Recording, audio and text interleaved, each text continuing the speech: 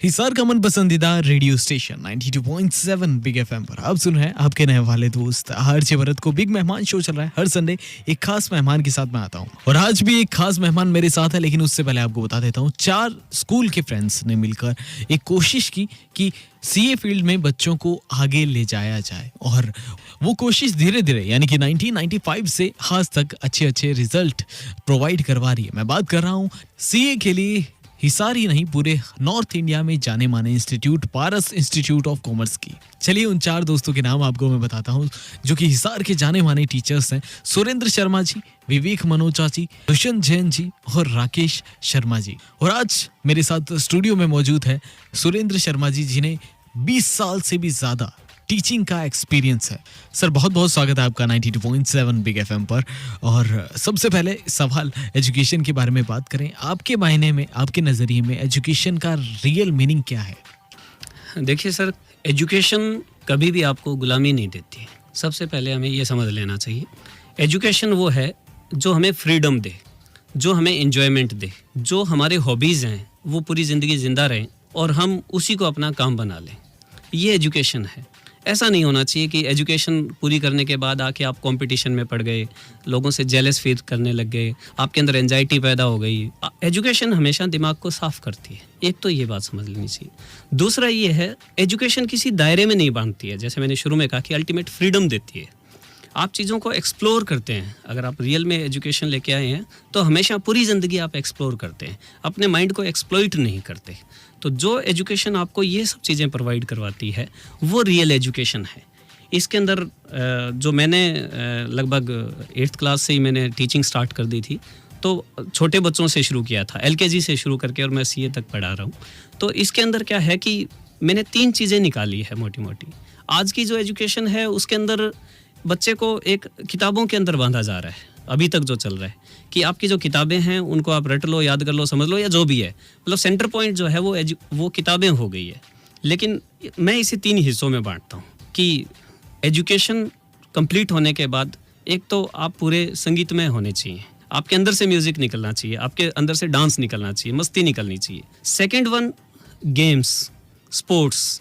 आप बिल्कुल एकदम एक खिलाड़ी की तरह चीज़ों को लें। चाहे आपकी ज़िंदगी में स्ट्रेस आ रहा है, डिप्रेशन आ रहा है, कुछ भी आ रहा है, आप चीज़ों को बिल्कुल खिलाड़ी की तरह खेलते हैं और आप बड़ा इजीली उनको क्रॉस कर जाते हैं। आपको मेंटली टफ होना चाहिए। और तीसरी चीज़ है नॉलेज, कि एजुकेशन ऐसी हो जो आपकी नॉलेज को बढ़ाए, आपके विचारों को मजबूत करे और आपके अपने विचार हों, वो अक्वायर किए हुए ना हों, आपने अपने एक्सपीरियंस से सीखे हों, एक्सप्लोरेशन से सीखे हों। ये 3 हिस्से हैं, म्यूज़िक, स्पोर्ट्स और नॉलेज, जो कि आपके विचारों को धार दे। तो एजुकेशन इंसानियत सिखाए आपको, आपके अंदर के इंसान को मरने ना दे। ये ना हो कि आप लोगों का एक्सप्लॉइटेशन करके और फिर आप आगे बढ़ें। तो आपके अंदर की इंसानियत भी नहीं मरनी चाहिए। सर बात करें सीए के बारे में, इतने सारे बच्चों को आपने सीए क्लियर करवाया है, लिस्ट बहुत लंबी है। और सर थोड़ी देर पहले हम कंप्लीट एजुकेशन की बात कर रहे थे, तो क्या सर सीए में सारी चीज़ें वो इंक्लूड होती हैं?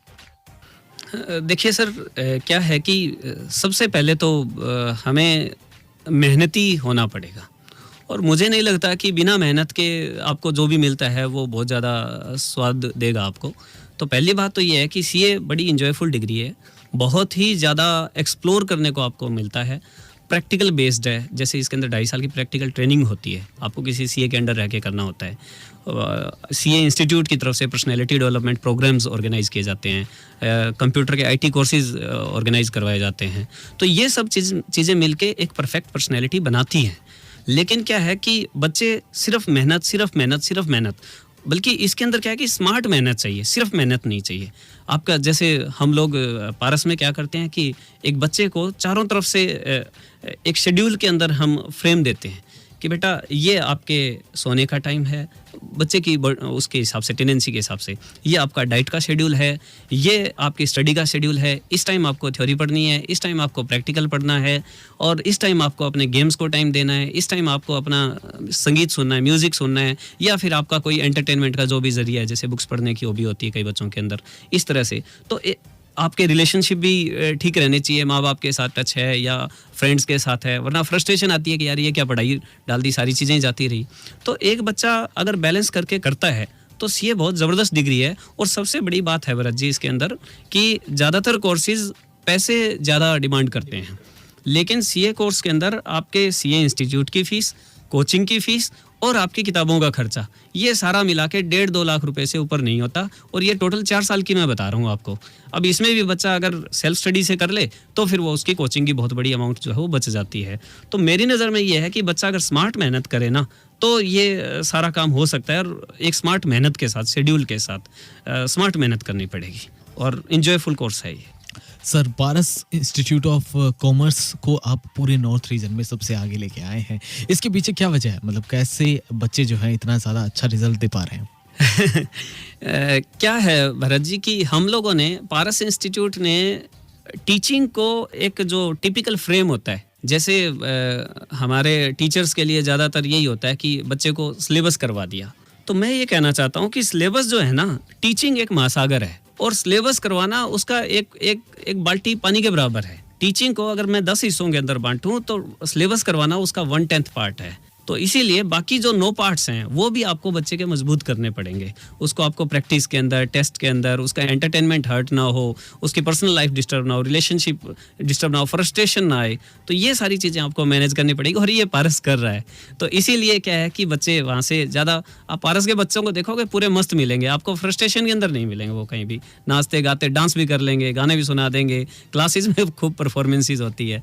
तो ये सारा हमने मैनेज किया हुआ है। तो इसीलिए शायद बच्चा इस तरफ ज़्यादा है कि उसका एक्सप्लॉइटेशन नहीं हो रहा और उसे एक्सप्लोर करने का मौका दिया जा रहा है। सर, सीए के कोर्स को लेके अक्सर बच्चे जो है बहुत ज़्यादा डरे होते हैं, या फिर पेरेंट्स की भी देखिए मेंटेलिटी ये रहती है कि नहीं बहुत टफ कोर्स है, बहुत पढ़ना पड़ेगा, बच्चे को बहुत मेहनत करनी पड़ेगी।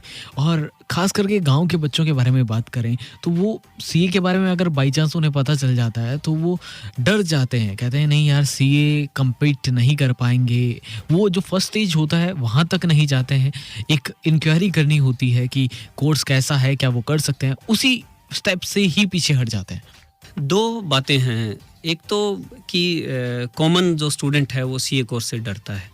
उसकी बात मैंने आपको बताई पहले कि आपको, आपकी जो मेहनत है वो सिस्टमेटिक होनी चाहिए, डिसिप्लिन्ड मेहनत होनी चाहिए। ये नहीं है कि मतलब आप मेहनत करे जा रहे हैं, 18-18 घंटे पढ़े जा रहे हैं। तो वो उसका आंसर तो मैंने पहले दिया आपको। दूसरा ये कि गांव के बच्चों की अगर बात करें तो क्लास के अंदर भी, जब यहाँ पारस इंस्टीट्यूट पे जब मैं पढ़ाता हूँ तो क्लास के अंदर जब बात होती है तो मैं कहता हूँ गांव के बच्चों की, बेटा तुम्हारे पास एक अलग तरह की स्ट्रेंथ है। क्योंकि जैसे गांव में खेलने का, कूदने का, खेत में जाने का एक ओपन सा माहौल होता है, एक रफ टफ सा लालन पालन होता है और वो अच्छा है उनके लिए। तो फिजिकली और मेंटली बड़े टफ होते हैं। और सीए जो कोर्स है आपका कदम कदम पे इम्तिहान लेता है कि आप कितने डिटरमाइंड है, कितने मेंटली फिजिकली टफ हैं। तो एक तो गांव के बच्चों के साथ ये है कि वो दिमागी और शारीरिक तौर पे बिल्कुल एकदम मजबूत होते हैं, तो हिलते नहीं है लास्ट तक। दूसरा क्या है कि वैसे तो ये बेसिक रिक्वायरमेंट तो नहीं है कि अगर सीए कोर्स के अंदर अगर मैथ जैसे गांव के बच्चों का हमारा अच्छा होता है जनरली, हाँ, ये कैलकुलेटिव जो पर्सनैलिटीज़ मिल जाती है वहाँ पर, लॉजिक्स भी बड़े अच्छे से समझते हैं वो, क्योंकि कंडीशनिंग इसी तरह की होती है। तो वो एक प्लस पॉइंट है उनके साथ। हालांकि मेरा मैथ बड़ा ख़राब रहा है लेकिन मैं फिर भी पढ़ा रहा हूँ। तो ऐसा नहीं है कि बेसिक रिक्वायरमेंट है, आप बाद में ग्रो कर लें, लेकिन ये है कि ये प्लस पॉइंट उनके लिए हो जाता है। तो उसमें भी डरने की ज़रूरत नहीं है। हाँ, प्रॉपर गाइडेंस इसमें मैं टीचर्स से ये कहूँगा, जैसे मैं जब क्लास में पढ़ाता हूँ तो मैं 3 लैंग्वेजेस यूज़ करता हूँ, हिंदी, इंग्लिश और हरियाणवी। अब कोई किसी बच्चे को बार बार पढ़ाने के बावजूद समझ नहीं आ रही है तो मैं फिर कोई ना कोई हरियाणवी भाषा के अंदर कोई खेत का एग्जाम्पल उठा के, कोई गांव की गलियों का एग्जाम्पल उठा के तब मैं समझाता हूँ। तो हमारे टीचर्स का रोल उसके अंदर बढ़ जाता है कि भाई आप गाँव के बच्चों को लीनियंटली ना लें या यूँ ना लें कि ये इस तरह का है। दूसरा, लास्ट जो बात है, इंग्लिश से डरते हैं। तो मैं गांव के बच्चों से साफ साफ कहना चाहूँगा कि इंग्लिश जो है वो सब्जेक्ट नहीं है कभी भी। ये मैं एक जनरल बात भी कर रहा हूँ कि इंग्लिश सब्जेक्ट नहीं है, ये एक लैंग्वेज है, ये एक भाषा है। और ये जब आप इस माहौल के अंदर ढलते हैं, मैं देखता हूँ कि यहाँ हम पारस पे ग्रुप स्टडीज़ करवाते हैं भाई, जब ऑफ टाइम होता है तो 5-5 बच्चों के ग्रुप बना देते हैं। तो उसमें गाँव के बच्चे शहर के बच्चों को पढ़ा रहे होते हैं। जैसे एग्जाम्पल के तौर पे मैं आपको बताता हूँ, हमारा एक लड़का था इधर मैम के पास गाँव है, अभी वो सीए बना है, अमित राठी। तो वो जब अपने एग्ज़ाम्स देने के लिए यहाँ आता था हिसार में, तो हॉस्टल के अंदर वो अपने जूनियर्स को पढ़ा रहा होता था और बच्चों को हमारे से भी ज़्यादा समझ अच्छा आता था उसमें से। तो वो लड़का बड़ा डेडिकेटेड था। उस लड़के ने लगभग, मैं बल्कि गांव के बच्चों से कहना चाहूँगा कि उससे मोटिवेशन भी ले, इंडिया के 18 स्टेट्स के अंदर भरत जी उसने ऑडिट की है। और एक लड़का है शोथर बट्टू से, पवन, तो वो लड़का साउथ इंडिया के अंदर ऐसी ऐसी जगह ऑडिट करके आया है जहाँ पर पूरी इंटेलिजेंस है चार्टर्ड अकाउंटेंट की, और उनको वो जर्नल एंट्री समझा के आया है। उनको मतलब जो बेसिक चीज़ें हैं जो कमज़ोर होती है वो वहाँ पर मिली उसको, तो वो बड़ा मजबूती से आगे लड़ते हैं, कॉन्फिडेंस पूरा होता है, ऐसी कोई बात नहीं। सर अक्सर देखने को मिलता है बच्चे डीमोटिवेट हो जाते हैं, उनकी जो खुद की स्किल्स होती है, जिन चीज़ों पर उनका कंट्रोल होता है वो भी लूज होने लग जाती है, लाइफ में डिप्रेशन की तरफ चले जाते हैं। इसके पीछे क्या वजह मानते हैं? भरत जी, ये एक्चुअली स्टूडेंट तक की ही बात नहीं है, ये बात पूरे यूथ की है, ये बात पूरी सोसाइटी की है। ये बड़ा भयानक क्वेश्चन है और जिसके रिजल्ट्स बड़े भयानक आ रहे हैं। तो मैं इसको स्टूडेंट की बजाय मैं इन जनरल ही फोकस करना चाहूँगा। असल में क्या है कि हमें हमारी जो, जैसे एक तो मैंने आपको बताया कि रियल एजुकेशन कभी भी आपको ये एंजाइटी, डिसऑर्डर, डिप्रेशन ये नहीं देती। तो शुरू में वो गड़बड़ें होती है, रही सही कसर हमारे पेरेंट्स, हम लोग, टीचर्स, हम डाल देते हैं। आपको ध्यान होगा कि बचपन में या अभी हम छोटे बच्चों को जब माँ को दूध पिलाते हुए देखते हैं तो कहते हैं ये दूध पी ले वरना बिल्ली आ जाएगी, बिल्ली दूध पी जाएगी। तो क्या है, मैं मोटे मोटे 2 रीजंस डिस्कस करना चाहूँगा। एक तो फियर फैक्टर, कि डराया जाता है कि बेटा मेहनत करो, बर्बाद हो जाओगे, ज़िंदगी तबाह हो जाएगी, ये हो जाएगा, वो हो जाएगा। तो बिल्कुल प्रेशराइज, मतलब आप उसकी समझ बढ़ाने की बजाय, इसके विचारों को मजबूत करने की बजाय आप उससे डराते हैं। अब इसमें भी थोड़ा सा मैं और एक्सप्लोर करना चाहूँगा कि हम समझ लें कि डर भी 2 तरह का होता है। एक अंदर का डर होता है और एक बाहर का डर होता है। तो मुझे एक कहीं पढ़ी थी मैंने, एक स्टोरी याद आ रही है कि एक नौजवान के पीछे कुछ कुत्ते पड़ गए, तो वो भागने लग गया। तो भागता भागता एक मंदिर में घुस गया। तो पुजारी जी बोले भाई क्या बात हो गई? बोला जी वो कुत्ते पीछे पड़ गया मेरे को। बोला यार तो कमाल है, इतना हटा कटा और कुत्तों से डर गया, ये कोई तरीका है? डरना नहीं चाहिए, निडर बनो। तो उसने कहा यार अच्छा जी आप भगा देंगे इसको? बोला हाँ। देख उसने कुत्तों को भगा दिया, पुजारी जी ने, बुजुर्ग थे तो उन्होंने भगा दिया। बोला यार ठीक है, ये निडर बंदा है। थोड़ी देर में पुजारी जी बोले रुक जा, आरती हो रही है, प्रसाद लेके चला जाइए। तो पुजारी जी आरती करके और जब प्रसाद लेके आ रहे थे तो उस लड़के ने नीचे ओम नमः शिवाय इस तरह से कुछ लिख दिया फर्श के ऊपर, और पुजारी जहाँ पर आए उस रास्ते में लिखा था तो उनका पैर टिक गया उस पर। पैर टिकते ही पुजारी जी कांप गए, ओहो शिव शिव शिव, गलती हो गई, ये तो अन्याय हो गया, घोर पाप हो गया, और वो पूरी तरह से कांपने लग गए। तो लड़के ने कहा पुजारी जी निडर तो आप भी नहीं है, मेरा डर बाहर दिखाई दे रहा था, आपका डर अंदर है, अब मुझे दिखाई दिया है, पहले नहीं दिखाई दिया था। तो हमें कन्फ्यूजन नहीं होना चाहिए। जैसे एक होता है भय, एक होता है निर्भय। पुजारी जी वाला निर्भयता था, अंदर डर छिपा हुआ था कहीं, हम डराते हैं भगवान से और से चीज़ों से, बाहर बोल्डनेस दिखाई देती है। तो हमें अभय बनना चाहिए कि हम न अंदर का डर हो न बाहर का डर हो, न हम डरें ना हम डराएं। तो ये हमारी सोसाइटी के अंदर ये एलिमेंट अगर हम खत्म करते हैं। दूसरा जो इम्पोर्टेंट पॉइंट है इनसिक्योरिटी। अब इनसिक्योरिटी किस चीज़ की, मैं यहाँ पर विचारों की इनसिक्योरिटी के बारे में बात कर रहा हूँ कि हमारी जो कंडीशनिंग है सबकी, भाई मेरे माँ बाप हैं या उनके माँ बाप हैं या उनके माँ बाप हैं, विचारों को लेके बड़ी एक बैरियर है कि मैंने कुछ चीज़ पढ़ लिया, मैंने कुछ जान लिया, कुछ एक्सपीरियंस किया तो मैं सोचने लगता हूँ कि ये लास्ट है, इससे ऊपर कुछ नहीं है।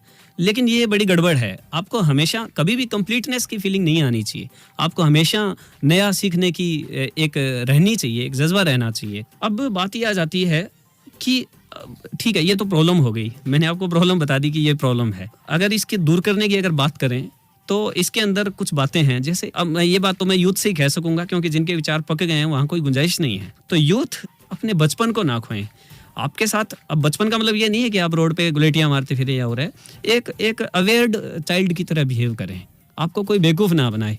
अब आपको पता होना चाहिए कि चलो कोई बात नहीं, 10 मिनट बाद दूध पी लूंगा तो भी बिल्ली तो नहीं आने वाली, बिल्ली आसपास है नहीं। तो एक तो अपना बचपन ना खोएं। दूसरा, किसी भी चीज़ को लेके गंभीर होने के बजाय आप सिंसियर बने। जैसे मैं कहता हूँ क्लास के अंदर, be sincere rather than serious. Serious लोग कहाँ जाते हैं आपको पता है, आईसीयू के अंदर जाते हैं। तो एक ये है। तीसरा ये है कि रेस्ट का मैंने बताया था कि आप 1 घंटा ऐसा निकालें जिसके अंदर आपको कुछ भी ना करना हो। हम हर टाइम करते करते करते करते जा रहे हैं और अपने मन को खींचे जा रहे हैं। तो जब इसकी तार, जैसे गिटार की तार को खींचते जाओ एक दिन टूट जाएगी वो। तो इसी तरह से डिमोटिवेशन भी आ जाता है हमारे अंदर। तो एक हमें ये ध्यान रखना है। एक ये कि अपने आप को नॉलेज लेने के लिए समर्पित कर दें, अपने आप को सरेंडर करें। नए विचारों को आने दो, नए विचार, मैं घबराऊंगा नहीं, मैं टूटूंगा नहीं। जितने नए विचार आएंगे आपकी उतनी ही ज़्यादा ग्रूमिंग होगी। और लास्ट बात यह है कि कोई भी प्रॉब्लम आपकी आती है तो उसके लिए आप ही सॉल्यूशन ढूंढें, कोई रेडीमेड सॉल्यूशन ना ढूंढ के लाएं। तो ये डिमोटिवेशन, आप मोटिवेटेड पैदा हुए थे, हमेशा मोटिवेटेड ही मरोगे। लेकिन ये है कि बाहर से जो चीज़ें आ रही है आपको उनसे लड़ना है। सुरेंद्र शर्मा जो कि पारस इंस्टीट्यूट ऑफ कॉमर्स से है, जो कि हरियाणा में सीए को लेकर जाना माना इंस्टीट्यूट है। वेल सर, आपसे बहुत कुछ सीखने को मिल रहा है, लेकिन समय जो है पास आ रहा है शो खत्म करने के लिए, तो मैं चाहूँगा कि आप हमारे हिसार के लिसनर्स को कोई मैसेज दें। सबसे पहले तो आगे दिवाली आ रही है, तो उसकी हार्दिक शुभकामनाएं। और मैसेज तो देखिए हर कोई अपने आप में मैसेज है, लेकिन मेरी ये रिक्वेस्ट है सभी से कि हर दिन को दिवाली बनाया जाए, जीवन को उत्सव बनाया जाए। ये मेरी रिक्वेस्ट है सबसे, इस पे काम किया जाए जैसे बातें हमने पहले की। और पेरेंट्स से मैं दरख्वास्त करूँगा कि एक तो हम आउटडेटेड मॉडल हैं। अगर मैं पेरेंट हूँ तो मैं पुराना मॉडल हूँ और मेरा बच्चा अपडेटेड मॉडल है। तो भरत जी, आप इंजीनियर हैं, आप समझते हैं कि जो मोबाइल अपडेटेड है उसकी वैल्यू ज़्यादा होती है और उसके अंदर फंक्शंस भी ज़्यादा होते हैं, तो बच्चे के अंदर फंक्शन ज़्यादा हैं। तो पेरेंट्स उस बच्चे से सीखे, उसके साथ आए, उसको रोक टोक करने की बजाय उसके साथ लग के और उसे मजबूत विचार दें, उसके विचारों में धार आए, बजाय कि उसको रोक टोक दें। और उसकी इम्यूनिटी पावर, जिसे रोग रोधक क्षमता कहते हैं हम इसे, तो वो मजबूत करें कि वो किसी भी माहौल के अंदर जाए तो वो फिर वहाँ पर बीमार ना हो। तो रोक टोक के मैं अगेंस्ट हूँ इस चीज़ को लेके। और उनकी हॉबीज़ को डेवलप करें। पढ़ाई तो वो कर ही रहा है, साथ में वो सिंगर है, डांसर है, एक्टर है, उसके अंदर जो फ्लावर है उसे खिलने दें, उसे रोका ना जाए। वो ही दुनिया में खुशबू फैला सकता है। आप अपनी तरफ से कोई बीज डाल के अपने सपनों को अपनी औलाद के थ्रू पूरा ना करें, आप उसके अंदर वाले फूल को ही खिलने दें। ये तो मेरी पेरेंट्स से दरख्वास्त है। और थोड़ा आजकल कुछ गाने वगैरह के बारे में मैं ज़रूर कहूँगा कि थोड़ा ध्यान रखें। जैसे आजकल एक गाना चला हुआ है, मतलबी हो जा ज़रा, मतलबी दुनिया की सुनता है क्यों, खुद की भी सुन ले कभी। तो ये गाना शुरुआत बहुत अच्छी है। मैं यहाँ थोड़ी सी जागरूकता की बात कर रहा हूँ कि ये गाना बहुत अच्छा है, लेकिन ये गाना धीरे धीरे वो 2 घुट नशे के मारों पे जाके शुरू हो जाता है। तो खुद की भी सुन ले कभी, ये लाइन बच्चे को दे। मैं इसमें एटीट्यूड बता रहा हूँ कि आप पॉजिटिव चीज़ें कहें, बच्चों को कहें कि हाँ म्यूज़िक के अंदर ये चीज़ लेनी है, ये चीज़ नहीं लेनी, क्योंकि यूथ है, म्यूज़िक अच्छी चीज़ है, लेनी चाहिए, लेकिन साथ में उनको विचार भी दें कि ये हमें ये करना है। दूसरा, स्टूडेंट से मैं कहूँगा कि आपको अपना ख्याल रखना है, आपको हेल्थ पे काम करना है। सबसे मेन जो है आपकी हेल्थ है। आप हैं तो सब कुछ कर सकते हैं। फिजिकल हेल्थ के लिए आप अपना कोई फिजिकल गेम, वीडियो गेम की बात नहीं कर रहा मैं, कोई फिजिकल गेम, और अगर गेम के लिए टाइम नहीं मिलता है या टीम नहीं मिलता है तो आप कम से कम 30 मिनट एक्सरसाइज को ज़रूर दें। मेंटल हेल्थ के लिए आप रेस्ट, मैंने बोला कि आप अपने मन को विश्राम दें। दूसरा ये है कि आप मेडिटेशन कर सकते हैं और अपनी ग्रूमिंग पर काम करें, अपने डेवलपमेंट पे काम करें। अच्छी किताबें पढ़ें, अच्छी फिल्में देखें, अच्छे गाने सुनें। हर चीज़ से जहाँ जहाँ अच्छा है वहाँ से समेट लें और एक परफेक्ट पर्सनैलिटी के रूप में सोसाइटी में उभर के सामने आए। और लास्ट वन, मैं टीचर से कहना चाहूँगा कि हमारा रोल बहुत इम्पॉर्टेंट है। और मैं खुद टीचर हूँ, तो मैं एक रिक्वेस्ट करूँगा सभी टीचर से कि अब हम उस ज़माने की बात ना करें कि टीचर जो है वो माँ बाप होता है। अब आप किसी के बाप बन के नहीं पढ़ा सकते, आप उसके दोस्त बने, आप उसके बड़े भाई। क्योंकि सोसाइटी में माँ बाप क्या कर रहे हैं बच्चों के साथ वो सबके सामने है। तो इसलिए आप प्लीज़ उसका बड़ा भाई बन के पढ़ाएं, उसका दोस्त बन के पढ़ाएं। तो ये मेरी टीचर से। एक, बच्चों को इमोशनल बैलेंसिंग ज़रूर बताएं, क्योंकि जो सुसाइड के केस बन रहे हैं, चाहे वो एजुकेशन को लेके हो, करियर को लेके हो, या इमोशनल फ्रस्ट्रेशन हो चाहे, तो आप इमोशनल बैलेंसिंग ज़रूर बच्चों को दें कि उसको कैसे बैलेंस करना है और लाइफ को बैलेंस करना सिखाएं, हर चीज़, ईच एंड एवरी आइटम, ताकि वो सोसाइटी के अंदर एक अच्छा समाज बना सके। क्योंकि टीचर जो है वो समाज का निर्माता है। दिवाली की एक बार फिर से शुभकामनाएं। धन्यवाद। वेल सर, बहुत बहुत शुक्रिया 92.7 बिग एफएम से जुड़ने के लिए। आपने बहुत ही कीमती समय हमें दिया और इसका फ़ायदा भी हुआ होगा स्टूडेंट्स को, उनके पेरेंट्स को, यानी कि एक पूरे परिवार को बहुत कुछ सीखने को मिला है आज। Thank you so much sir. धन्यवाद आपका भी। यूथ से, सोसाइटी से एक कम्युनिकेशन का जो आपने ज़रिया उपलब्ध करवाया मुझे, तो मुझे भी अच्छा लगा। क्योंकि एक टीचर जो एक्सपीरियंस गेन करता है वो अगर शेयर हो जाए तो इससे अच्छी और कोई बात नहीं है। आपका भी बहुत बहुत धन्यवाद। बिग एफएम का बहुत बहुत धन्यवाद।